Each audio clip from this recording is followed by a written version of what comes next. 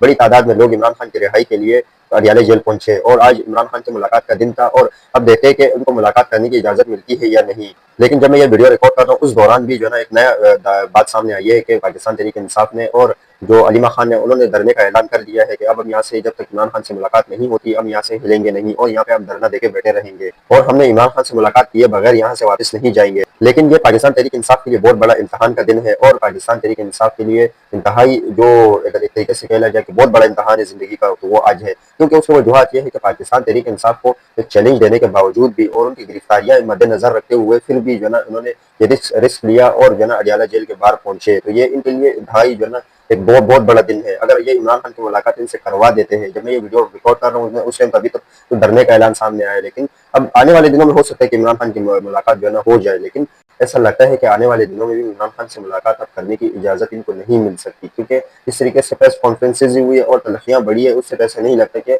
इमरान खान की जो है ना मुलाकात हो सकती है। लेकिन यहाँ पे इमरान खान को एक और भी ऑप्शन दी गई थी और जो कहीं जब से उनको गिरफ्तार किया गया है कई ऑप्शन उसको दी गई थी कि आप मुल्क छोड़कर चले जाए या एक प्रेस कॉन्फ्रेंस कर दे कि भाई मैं वो ढका छुपा रहे और आप दुनिया के आगे जो है ना आप ये साबित कर दे कि भाई ये मेरे से यह गलती हुई है। लेकिन वो भी इसके लिए भी इमरान खान मानने के लिए तैयार नहीं। बाकी उसको ये भी कहा गया कि आप बैरूनी मुल्क चले जाए, जिस तरीके से नवाज शरीफ और दीगर गए आप उसी तरीके से। लेकिन अब उन्होंने इस चीज़ का भी जो है ना फैसला में हाँ नहीं की। लेकिन अब उनके आगे एक और प्लान रखा गया है कि अब इमरान खान को ये टास्क दिया गया है कि आप इस चीज़ पर फैसला कर ले कि आपने आइंदा आने वाला जो आपका वक्त है उसमें आपने सियासत से बिल्कुल ही इस्तीफा दे देना है, क्योंकि आपने सियासत को बिल्कुल खैराबाद कह देना है और आपने सब जो भी मामला पाकिस्तान के वो हमारे हवाले छोड़कर चले जाना है और आप एक ऐलान कर दो कि भाई मैं अब सियासत नहीं करूंगा। तो इस पर जन आपकी माफ़ी मिल सकती है और आपको रिहाई मिल सकती है। याद रहे कि यह खबरें भी ज़ेरी गर्दिश कर रही थी कि क्या इमरान खान को बनीगाला शिफ्ट भी किया जा सकता है, तो ये मामला भी ज़ेर गौर थे। और अब तो जो है एक नई जनन को जो बात की गई है और उसको जो है प्लान बनाया गया कि अब इमरान खान से ये कह दे कि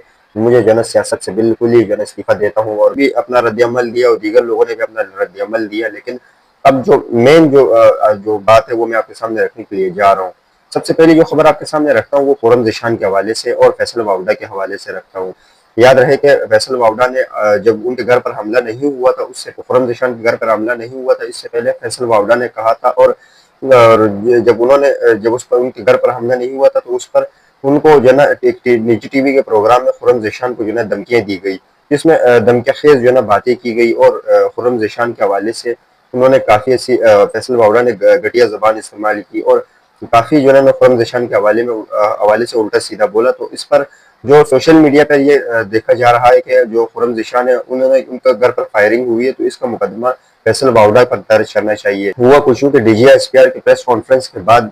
खुर्रम ज़ीशान ने डीजीआईएसपीआर के बारे में इंतहाई गलीज़ ज़बान इस्तेमाल की, जिस पर फैसल वावडा मैदान में आया और जब मैदान में आया तो उन्होंने जो ना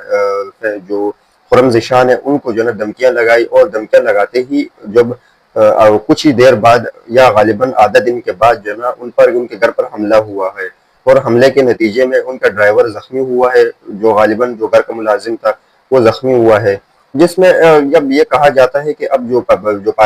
पाकिस्तान तहरीक इंसाफ अगर एफआईआर करना चाहती है तो वो फैसल वावडा के ऊपर करे, क्योंकि फैसल वावडा की वजह से इन पर हमला हुआ है और इसकी पेशनगोई फैसल वावडा ने पहले ही कर दी थी। जिस पर इमरान रियाज कहता है कि खुर्रम ज़ीशान ने डीजीआईएसपीआर की प्रेस कॉन्फ्रेंस के बाद शदीद रद्द-ए-अमल दिया था, जिसके जवाब में फैसल वावडा ने दहशतगर्द कहा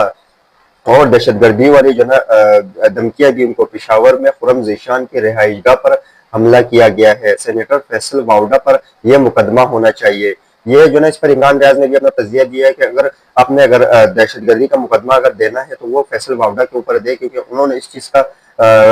चीज़ का दावा किया है कि उनको जो है ना मार दिया जाए। और ये भी गालिबन उन्होंने दावा किया था जो निजी टीवी के प्रोग्राम में कि फैसल जो खुर्रम ज़ीशान है उनको गिरफ्तार कुछ ही देर में जो है वो गिरफ्तार हो जाएंगे, ये उन्होंने जो भी एक दावा किया था है। अगली खबर आपके सामने सनाउल्लाह मुस्तकिल के हवाले से